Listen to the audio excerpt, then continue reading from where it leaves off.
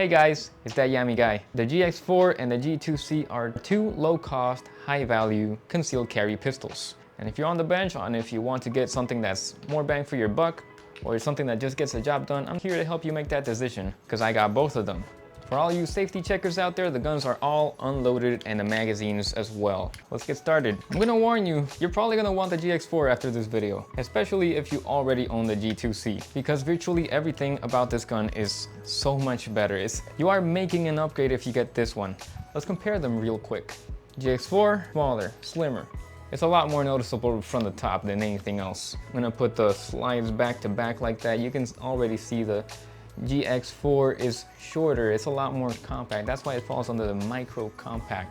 It's a lot lighter. Even with the accessories and the mag, it's lighter than the G2C without any of the accessories. That's a testament to how lightweight this gun is. Barrel length is just a tiny little bit shorter. It's underneath the 3-inch mark, at least when measured from the base to the tip. You always measure from the base to the tip. In the website, they measure it from the feed ramp to the tip. And that's like measuring from the butt. And on the G2C, it's 3.2. After handling both, I would say the GX4 has a much more comfortable grip. It has a better contour right here. You see this? That makes the gun so comfortable. It also comes with an exchangeable backstrap right here. This thing, I put mine to be bigger because I found there was one singular issue with this gun. If I had to nitpick, it's this little mag release. I was shooting with a smaller backstrap, and every time the magazine would just come out. In fact, I can demonstrate it right now.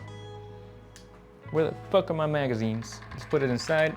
So for me at least, the backstrap that it was attached with out of the box was too small for me and would make me have to put this bone right here, right above the mag release. So whenever I had recoil and with sweaty hands, the gun would kind of just make the mag come out like that. That was a little bit of an issue. I decided then to change the backstrap, and that fixed it in a way, but I also had to work on my grip, because obviously if I had a more aggressive grip on this gun, I would constantly be releasing the magazine with the recoil, at least with improper grip. I have to train my grip a little more. So problem solved. I was able to rapid fire this gun without the mag releasing after that, because I have a lot more real estate in the hands right here. And this indexing right here that the Tauruses have is super useful because it lets you know where your finger is on the gun at all times. On the G2C, the grip is a bit straighter, a bit more like a Glock grip, and it was good.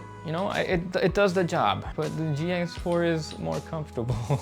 Especially after adding the extended backstrap, I was able to get my GX4 to contour better to the shape of my thumb right here. It hugs my thumb a lot better than the G2C, and it just feels a lot more secure. The texturing on the GX4 is a huge improvement, and they're both kind of the same material. They feel sandpapery, but not enough that it's gonna irritate your skin. Overall, I feel like I have a lot better control with the design of this entire grip design than the G2C. That's a huge advantage. The other one gets the job done, but this is far superior from my experience. I have a lot more confidence shooting with the GX4 grip than the G2C grip. A lot of people complain about this trigger right here, but I think it's all down to training and what kind of experience you had before buying something like a G2C. The G2C is known for the amount of take-up that it needs to be able to click. And once you get to the wall where you know it's going to click, it feels a little springy, and that can make for unpredictable shots where it can surprise you. Other than that, training with the gun is gonna eliminate that problem entirely. You know the trigger you're shooting with, so long as you train with it. As for the GX4, the trigger is a lot more defined and a little heavier than your average trigger, but look at this take-up. You only pull it a little bit, and there's the wall right there. That's it. And then it requires a little more force than the G2C, but it's not springy at all. It's like once you hit that wall, you know it's going to click as soon as you give it enough force. And it's very clicky, it's very satisfying. In my experience, which trigger you have is not going to have a great impact on the accuracy if you just train with that gun. Because when I was training with the G2C at first, I was hitting the target just fine, landing my shots right where I wanted. Good trigger control, good grip, and you're good to go. Those are the two main driving forces to making precise shots. So I wouldn't pay too much attention to the trigger unless you're finicky about that. Now, as for the iron sights, well, you can't really ask for much. One has adjustable iron sights and one has fixed Glock compatible sights, and that's a big plus for some people because they can just switch them out. They're both shitty in the first place, in my opinion.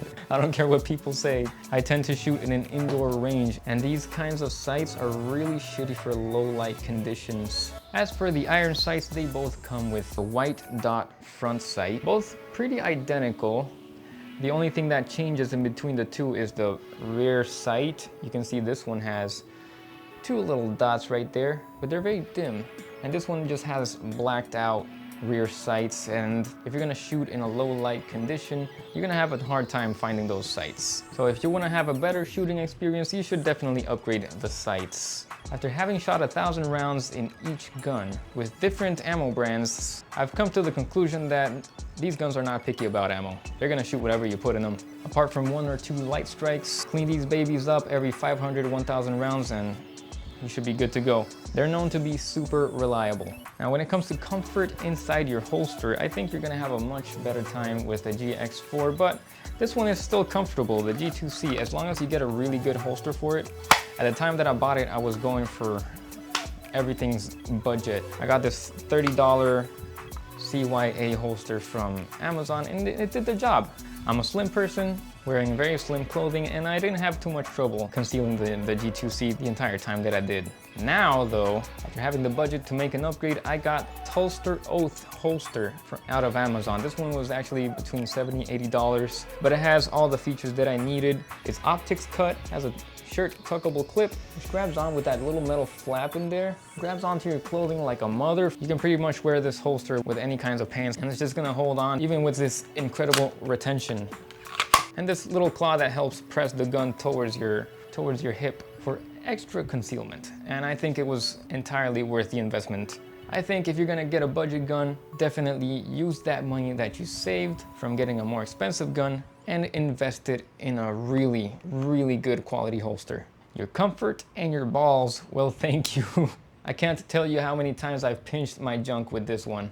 So whichever gun you get, definitely just invest in a good holster. Nothing else really matters. One more thing before I forget, both of these guns come with 2 magazines each. The G2C that I ordered comes with 2 12-round magazines, while the GX4 came with a 13 and 11 round magazine. I for one dig the versatility that the GX4 came with, because if you're going for straight up concealment, you want to carry this for the gym, you can run it with the 11 round magazine, which is a flush fit. I have average size hands with skinnier fingers, and I can still get my pinky in there for a secure grip. So I don't mind concealed carrying with this one if I have to. Otherwise, I will regularly carry with 13 round magazine, which gives you an extended grip for your pinky and gives you a lot more stability. Both of the magazines for the GX2 are identical. They just go right up in there, give you a bit of a flush fit down there, but this has a tendency to print easily on shirts. So I really recommend getting a holster with a claw for this one so that it can hide the grip towards your hip. And you can get all 3 fingers in the grip, just like that. It fits pretty good.